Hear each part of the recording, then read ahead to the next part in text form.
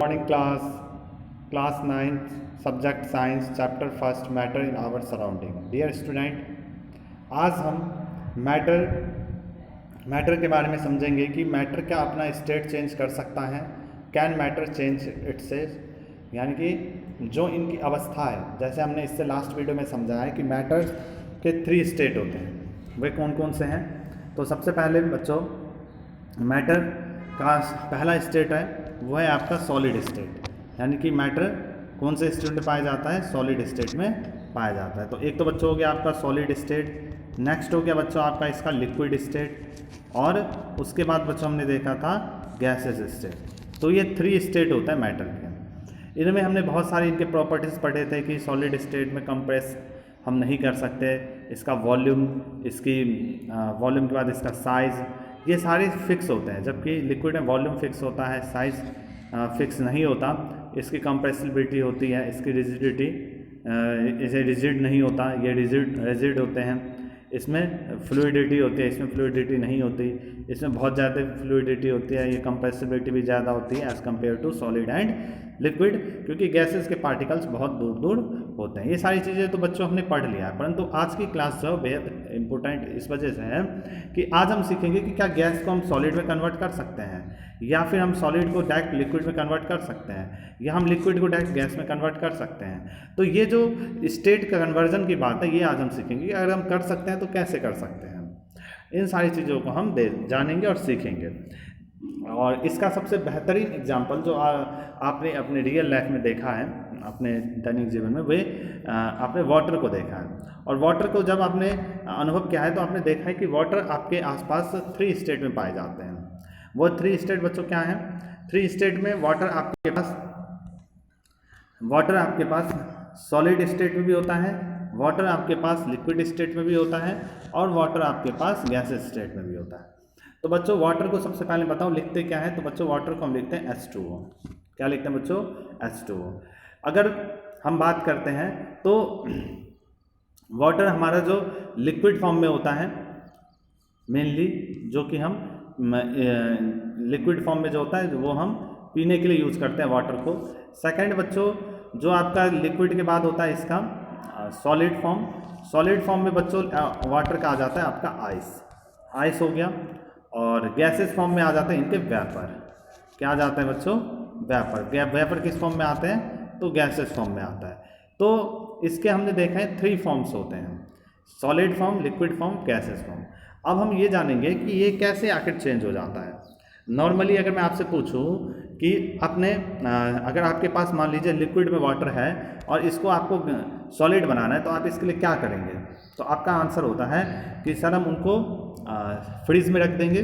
तो फ्रीज में रख देंगे, इसका क्या अर्थ हुआ? आप फ्रीज में रख दिए तो फ्रीज के अंदर ऐसा क्या हुआ कि जो आपका वाटर लिक्विड फॉर्म में था वो अब सॉलिड में बदल गया। तो बच्चों हम ये जानते हैं कि फ्रिज के अंदर जो टेम्परेचर होता है बहुत ही कम होता है। तो यानी कि टेम्परेचर के बदलने से जो मैटर है वो अपना स्टेट चेंज कर लेता है। टेम्परेचर के बदलने से मैटर अपना स्टेट क्या कर लेता है बच्चों? चेंज कर लेता है।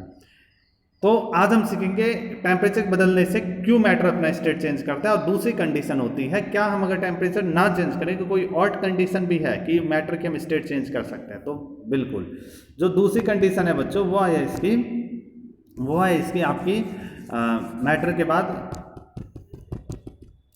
हाँ, वो है आपका प्रेशर। क्या है बच्चों?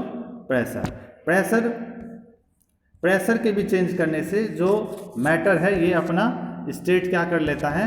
चेंज कर लेता है। यानी कि हमने 2 चीज़ आज समझेंगे कि कैसे टेम्परेचर के चेंज होने से, प्रेशर के चेंज होने से मैटर अपनी स्टेट चेंज करते हैं। तो चलिए सबसे पहले हम स्टार्ट करते हैं टेम्परेचर। तो उसको समझने से पहले यहाँ मैं आपके पास एक डायग्राम बना रहा हूँ। इस डायग्राम को ज़रा समझिए।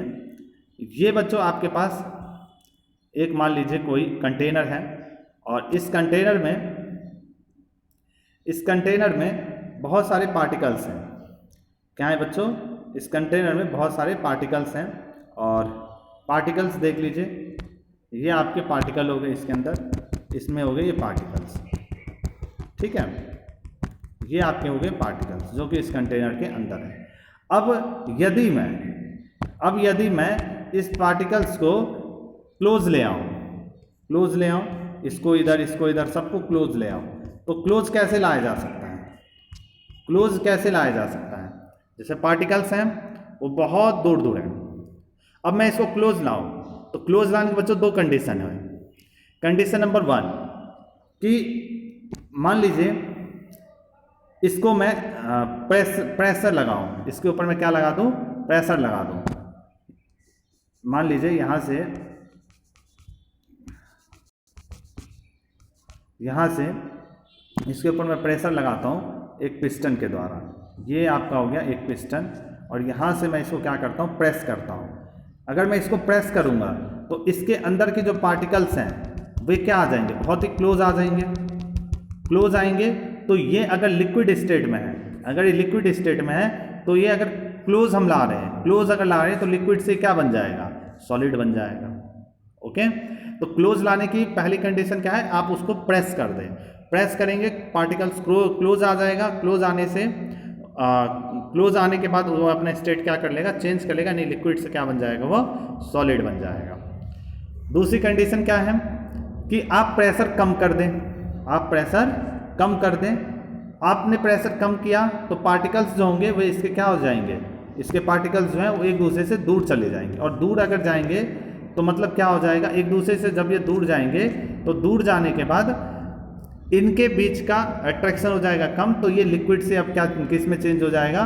तो लिक्विड से बच्चों अब ये चेंज हो जाएगा आपका गैस में। किस में चेंज हो जाएगा? गैस में। यानी कि जब पार्टिकल्स आपस में बहुत ही क्लोज आते हैं, क्लोज आने की वजह से वे अगर गैसेस स्टेट में तो लिक्विड में बनेगा, और लिक्विड स्टेट में तो सॉलिड स्टेट में बनेगा। और यदि पार्टिकल्स एक दूसरे से दूर होते हैं तो वे अगर सॉलिड स्टेट में है तो लिक्विड में बनेगा, और लिक्विड में अगर दूर हो रहे हैं तो गैसेस बनेगा। अब अगर ये तो प्रेशर की बात हुई, प्रेशर को अगर हम कम करेंगे तो ऑब्वियसली पार्टिकल्स जो है वो बहुत ही दूर हो जाएगा, क्योंकि प्रेशर कम है, उनके पास ज़्यादा वॉल्यूम हो गया, वॉल्यूम बढ़ गया, तो वे अपने पार्टिकल्स दूर हो जाएंगे, तो वे अपना स्टेट क्या कर लेंगे? चेंज कर लेंगे। और अगर प्रेशर हम घटा रहे हैं, कम कर रहे हैं, तो प्रेशर कम करने से उनके लिए वॉल्यूम कम मिलेगा, तो ऑब्वियसली पार्टिकल्स नज़दीक आएंगे, तो अपना वो जो स्टेट है वो फिर से चेंज कर लेंगे। ठीक है, अब हम समझते हैं टेम्परेचर का रोल क्या रोल होता है। तो टेम्परेचर के रोल को समझने से पहले बच्चों यहाँ देखिए, सबसे पहले जो आपका पार्टिकल होता है, जो आपका पार्टिकल्स हैं वे हमेशा कंटिन्यूस मूविंग में होता है। ये तो आपको पता है कि वो हमेशा क्या करते रहते हैं? मूव करते हुए रहते हैं। जो भी ये पार्टिकल्स इसके अंदर मौजूद हैं वे क्या करेंगे? कंटिन्यूस मूविंग करते रहेंगे। ये इनकी जो मूविंग करने की जो अवस्था है ये और बढ़ जाती है जब हम टेम्परेचर को बढ़ा देते हैं। मान लीजिए यहाँ पे मैंने ये हमारा क्या हो गया? हमने इसको गैस से चढ़ा दिया, और इसमें गैसेस में से जो इसमें से मतलब ये एक समझ लो, इसको हमने बर्नर पे रख दिया, तो इसको हमने टेम्परेचर को क्या कर दिया बच्चों? टेम्परेचर को हमने कर दिया इंक्रीज। टेम्परेचर को क्या कर दिया? हमने इंक्रीज कर दिया। टेम्परेचर को जैसे हमने बढ़ाया तो पार्टिकल्स की टेम्परेचर बढ़ाने से एनर्जी क्या हो गई? बढ़ गई। अब एनर्जी अगर बढ़ गया है तो एनर्जी बढ़ने से पार्टिकल्स क्या हो जाएंगे? एक बहुत ही मतलब इनमें कंटिन्यूस मूविंग जो हो रहा था और अधिक बढ़ जाएगा। अगर ये पार्टिकल्स की एनर्जी बढ़ी, ये बहुत ज़्यादा मतलब एनर्जी बढ़ने के एक दूसरे से दूर जाने लगेंगे, और दूर जाने लगेंगे तो इस वजह से ये सारे पार्टिकल्स एक दूसरे से दूर जाना चाहेंगे, और दूर जाने के बाद होगा क्या? इसका रिजल्ट कि अगर ये सॉलिड स्टेट में है, अगर ये किस स्टेट में? सॉलिड स्टेट में, और पार्टिकल्स दूर जा रहे हैं, तो सॉलिड अपने आप किस में बदल जाएगा? सॉलिड बदल जाएगा लिक्विड स्टेट में। किस में बदल जाएगा बच्चों? लिक्विड स्टेट में। ओके, तो ये लिक्विड स्टेट में बदल जाएगा। यही वजह है कि आइस फ्रीज में जब रहता है तो टेम्परेचर वहाँ कम रहती है, तो वो आपका सॉलिड स्टेट में रहता है, लेकिन जब आप उसको बाहर निकालते हैं टेम्परेचर बढ़ जाता है, तो सॉलिड से किस में कन्वर्ट हो जाती है? लिक्विड स्टेट में कन्वर्ट हो जाती है। आप उसको और टेम्परेचर को बढ़ा दें, आप उसको क्या करें? बर्नर पे रख दें, चूल्हे पे रख दें, तो वह उसकी टेम्परेचर और बढ़ जाएगी। टेम्परेचर और बढ़ जाएगा तो लिक्विड फिर किस में चेंज हो जाएगा? फिर आपका चेंज हो जाएगा गैस स्टेट में, यानी कि गैस स्टेट मतलब वेपर स्टेट में। तो इस तरीके से हम जानते हैं कि जो पार्टिकल्स हैं वे अपना स्टेट चेंज कर लेते हैं, और चेंज करने के दो ही कंडीशन है, या तो उन पे टेम्परेचर का फ़र्क पड़े या तो उन पे प्रेशर का फ़र्क पड़े। तो ये दो चीज़ें आप सभी को अच्छे से समझ आ गया होगा। इसमें बच्चों आपके यही सारी बातें लिखी हुई हैं कि can matter change it's state, तो यस, इसका आंसर क्या होगा बच्चों, yes, matter can change it's state. तो कैसे वो चेंज कर सकते हैं वो अभी हमने सीखा कि प्रेशर को बदलने से और टेम्परेचर को बदलने से वे अपना स्टेट को क्या कर लेंगे, चेंज कर लेंगे। तो स्टूडेंट इसके बाद आपके पास यहाँ पे देख सकते हैं कि यहाँ कुछ एक्टिविटी दी हुई है बर्नर पे रख के, और फिर इफेक्ट बता रखा है कि प्रेशर का टेम्परेचर का उस पर क्या पड़ेगा। इसके बाद बच्चों हमारा लगभग ये लास्ट टॉपिक है। इसके लास्ट वीडियो में, अगली वीडियो में या उससे अगली वीडियो में चैप्टर हमारा ख़त्म हो जाएगा। तो जो भी मैंने आज बातें बताएं इसको ज़रा आप अनुभव करिएगा, और हो सके तो आप वाटर के साथ एक्सपेरिमेंट भी कर सकते हैं, एक्टिविटी भी कर सकते हैं कि आप वाटर को पहले एक जग में लीजिए और उसका टेम्परेचर कम करिए, तो देखिए वह उसका स्टेट चेंज होता है, और जब धीरे धीरे आप उसकी टेम्परेचर बढ़ाइए तो देखिए उसका स्टेट पे क्या फ़र्क पड़ता है। तो आज के वीडियो में इतना ही।